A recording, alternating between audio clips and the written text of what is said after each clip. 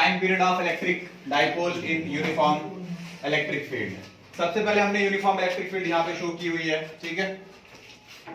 ये है हमारे पास यूनिफॉर्म इलेक्ट्रिक फील्ड, कंसेप्ट तो पता ही होगा यूनिफॉर्म इलेक्ट्रिक फील्ड का, ठीक है। स्पेसिंग जो इनके बीच में क्या होती है, equi distance electric field lines होती है हमारे पास, इक्वी डिस्टेंस। देखो इनके बीच में जितना डिस्टेंस है उतना इधर है उतना इधर है, इज दैट क्लियर। हमने क्या किया, एक डाइपोल को प्लेस कर दिया यहाँ पे, -q और +q। डाइपोल की कंडीशन क्या है भाई, देखो two equal and opposite charges होने चाहिए, मतलब मैग्नीट्यूड में इक्वल होने चाहिए, लेकिन साथ में साइन में क्या होने चाहिए, अपोजिट। दैट इज एक -q चार्ज है, एक +q चार्ज, और इनके बीच का सेपरेशन डिस्टेंस कितना होना चाहिए, 2a। दिख रहा है यहाँ पे, ठीक है। तो 2a हमारे पास सेपरेशन डिस्टेंस आ गया इनके बीच में, ठीक है।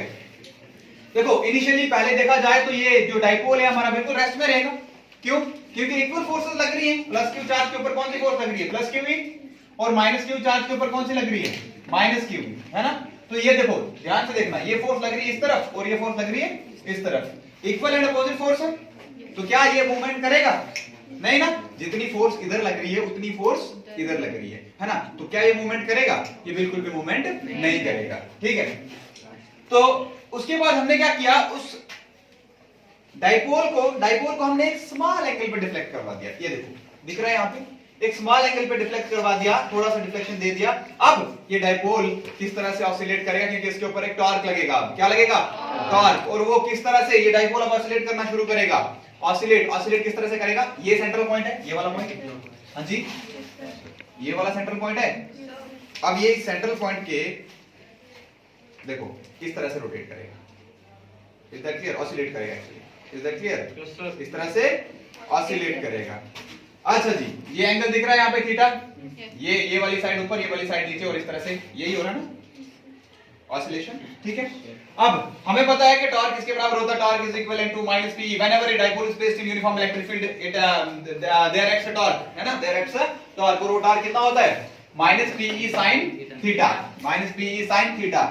हमें ये भी पता है कि टॉर्क होता है हमारे पास क्या, torque is equivalent to moment of inertia, product of moment of inertia and angular acceleration, ठीक है। उसके प्रोडक्ट किसके बराबर होता है, टॉर्क के बराबर, मोमेंट ऑफ इनर्शिया का और एंगुलर एक्सेलरेशन का प्रोडक्ट जो है हमारे पास टॉर्क के बराबर होता है। अगर आप देखो इसको हमने इक्वेशन नंबर फर्स्ट नाम दे रखा है, इसको इक्वेशन नंबर सेकंड नाम दे रखा है। तो फ्रॉम फर्स्ट एंड सेकंड को इक्वेट कर दो इनको, क्योंकि ये लेफ्ट हैंड साइड इक्वल है तो राइट हैंड साइड भी क्या होगी, इक्वल होगी। राइट हैंड साइड को इक्वेट कर दो, यहां से सॉल्व करने के बाद आपके पास देखो, आपको पता है फॉर स्मॉल एंगल, मैंने कहा था ना एक छोटे से एंगल पे डिफ्लेक्शन देना हमने यहाँ पे, है ना, छोटे से एंगल पे डिफ्लेक्शन दिया था। For small angle sin theta is equal to theta, ठीक है। For small angle sin theta is equal to theta, तो sin थीटा की जगह डायरेक्ट क्या लिख दिया मैंने, थीटा लिख दिया, ठीक है। तो यहां से alpha that is angular acceleration की वैल्यू आएगी -pe थीटा अपॉन i, क्योंकि यहां प्रोडक्ट में था ना इसके साथ, तो इधर डिवीजन में चला जाएगा, इज दैट क्लियर, ठीक है। इन सिंपल हार्मोनिक मोशन, क्या ये सिंपल हार्मोनिक मोशन नहीं दिखा रहा है, ऑसिलेशन दिखा रहा है, बोलो भाई। तो इसका एक टाइम पीरियड भी होगा ना ऑसिलेशन का, ठीक है। तो हमें निकालना ही वही है, क्या निकालना है, time period, is that clear. तो देखो भाई सिंपल हार्मोनिक मोशन में मुझे बताओ एक्सेलरेशन, जो हमने कैरेक्टरिस्टिक्स पढ़े हुए हैं, ठीक है, क्लियर है। ट्वेल्थ सॉल्व ने प्रीवियस ईयर पढ़े थे, आपने रिसेंटली पढ़े हैं ना। कैरेक्टरिस्टिक्स एक्सएचएम का कैरेक्टरिस्टिक्स आता है हमारे पास एक्सेलरेशन वाला, किसके बराबर होता है, -ω²x। अच्छा जी, लेकिन अगर सिंपल हार्मोनिक की बात करें तो ये एंगुलर एक्सेलरेशन आएगा, बोलो भाई कौन सा एक्सेलरेशन आएगा, ये एंगुलर एक्सेलरेशन। तो अगर एंगुलर एक्सेलरेशन है तो ये सिंपल जो हमारा लीनियर एक्सेलरेशन है वो एंगुलर एक्सेलरेशन में कन्वर्ट हो जाएगा, that is a will be equivalent to alpha. और डिस्प्लेसमेंट कौन सी होगी, एंगुलर डिस्प्लेसमेंट, कौन सी डिस्प्लेसमेंट होगी, angular displacement. So x will be equivalent to theta and theta is what, angular displacement, is that clear. तो ये इक्वेशन बन जाएगी इस तरह से, a की जगह अल्फा, ठीक है, और x की जगह थीटा। अगर आप इसको, ये वाली इक्वेशन आपने कंसीडर की थी कौन सी, थर्ड, और ये वाली कौन सी की, फोर्थ। तो फ्रॉम थर्ड एंड फोर्थ में देखो रे दोनों साइड अल्फा अल्फा है लेफ्ट हैंड साइड पे, तो राइट हैंड साइड को इक्वेट कर दो, यहां से आपके पास ओमेगा की वैल्यू कितनी आएगी, √pe upon i, √pe upon i, क्योंकि यहां स्क्वायर है ना, थीटा थीटा कैंसिल हो जाएंगे, यहाँ पे ओमेगा का स्क्वायर है, स्क्वायर उस साइड क्या हो जाएगा, रूट, तो वही तो लिखा है √pe अपॉन i, ठीक है। तो यहाँ पे फाइनली आपको पता है ये टाइम पीरियड, ये एंगुलर फ्रीक्वेंसी कितना होता है, 2π upon t। In terms of time period अगर लिखना हो तो in terms of time period किसके बराबर होता है, 2π अपॉन t।